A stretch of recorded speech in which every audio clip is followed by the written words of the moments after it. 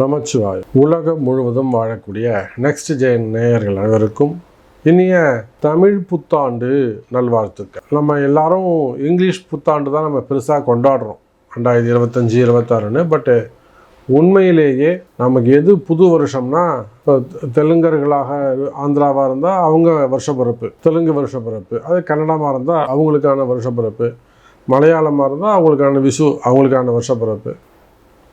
அந்தந்த மொழிக்குன்னு ஒரு வருஷப்பிறப்பு இருக்கும். ரெண்டாவது, இதெல்லாம் பஞ்சாங்கத்தை அடிப்படையாக கொண்டது. இதெல்லாம் பஞ்சாங்கத்தை அடிப்படையாக கொண்டது. அப்போது இந்த மற்ற வருஷப்பிறப்பு எல்லாம் விட இந்த புது வருஷப்பிறப்பு, சித்திர வருஷப்பிறப்பு, தமிழ் வருடப்பிறப்பு தான் நம்ம எல்லாருக்கும் ஜாதக ரீதியாக நம்ம வாழ்க்கைக்கு வாழ்வியல் ரீதியாக நடக்கக்கூடிய சம்பவங்கள் எல்லாம் ஒத்து போகும். எப்படி தை பிறந்தா வழி பிறக்கும் அப்படின்னு சொல்கிறாங்களோ, அதே போல் சித்திரா பிறந்துச்சுன்னா சூரியன் உச்சம் பெறுவார். சித்திரை மாதத்தை ஏன் வருஷப்பிறப்பு அப்படின்னு கணக்கில் வச்சாங்க? ஆதித்யாதி நவக்கோள்களில் முதன்மையாக இருக்கக்கூடிய கிரகம் சூரியன். அந்த சூரியன் மேஷ ராசியில் உச்சம் பெறுகின்ற ஒரு மாதம் இந்த சித்திரை மாதம். அதனால தான் சித்திரை மாதத்தை வருஷப்பிறப்புன்னு வச்சாங்க. புரியுதுங்களா? அப்போ எல்லாமே ஜோதிட கணிதத்தின்படி நம்முடைய ரிஷிகள் நமக்கு போட்டு கொடுத்த கணக்கு வழக்குகள் தான். நம்ம ரிஷிகள் நமக்கு போட்டு கொடுத்த கணக்கு தான்.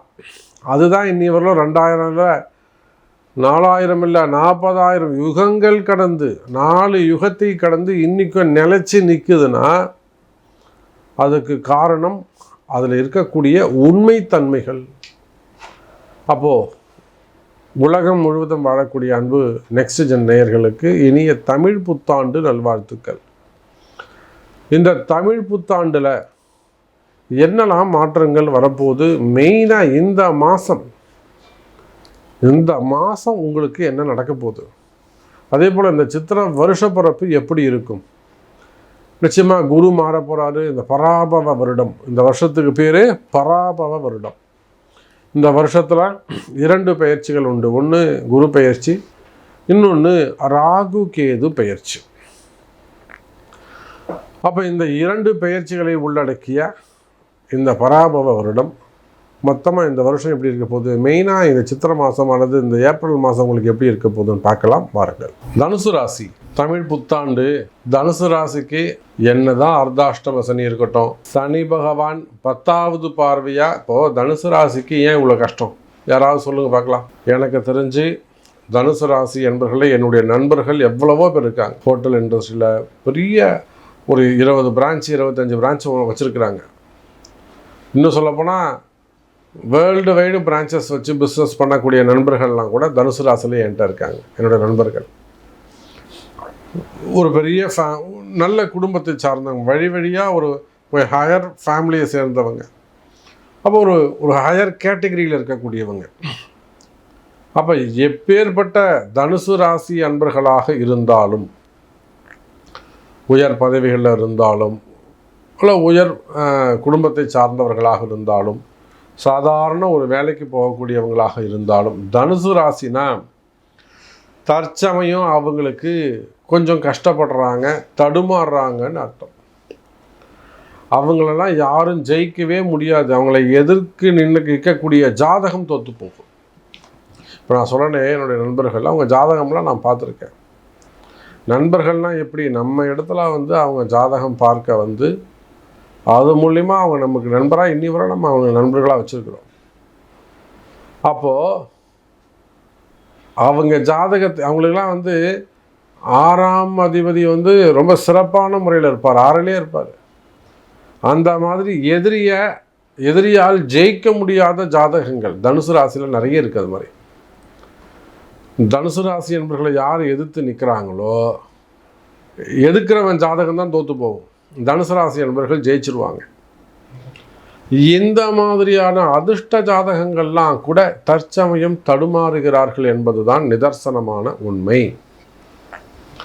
இதில் எவ்வளோ டாக்டர்ஸ் இருக்காங்க, கார்ப்பரேட் நிறுவனங்களை நடத்தக்கூடியவங்க இருக்காங்க, பெரிய ஐடி பிஸ்னஸ் பண்ணக்கூடியவங்க, மல்டி லெவலில் ஐடி பிஸ்னஸ் பண்ணக்கூடியவங்க. ஒரு பேர் சொன்னால் நமக்கெல்லாம் ஆச்சரியமாக இருக்கும். தென்காசி போன்ற பகுதியில் ஒரு பெரிய ஐடி நிறுவனங்கள் வச்சு நடத்தக்கூடியவங்க.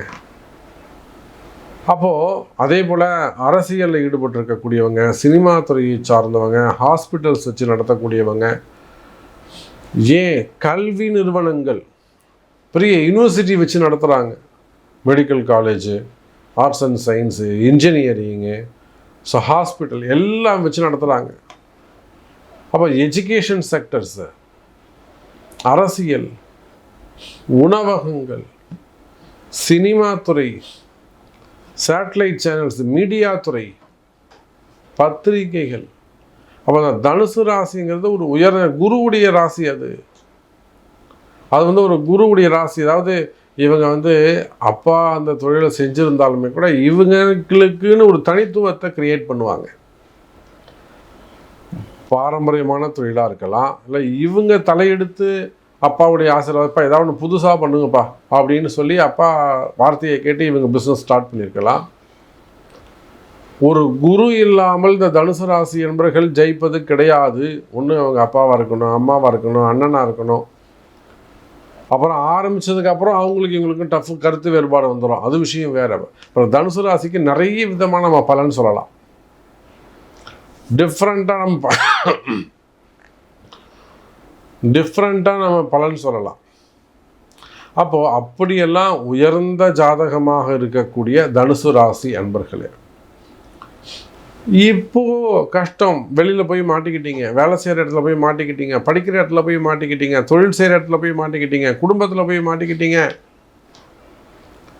ஒரு பிஸ்னஸ் பண்ணுறீங்க, பிஸ்னஸ் பண்ணுற இடத்துல போய் நஷ்டம் சின்ன பிரச்சனை போய் மாட்டிக்கிட்டீங்க, அல்லது ஒரு இட பிரச்சனை போய் மாட்டிக்கிட்டீங்க, ஒரு வம்பு வழக்கில் போய் மாட்டிக்கிட்டீங்க, மெயினாக வேலை செய்கிற இடத்துல போய் மாட்டிக்கிட்டீங்க, வெளிநாடு போனீங்க, இல்லை ஏதோ ஒரு கம்பெனியில் போனீங்க, வெளியே வர முடியாமல் தவிக்கிறீங்க.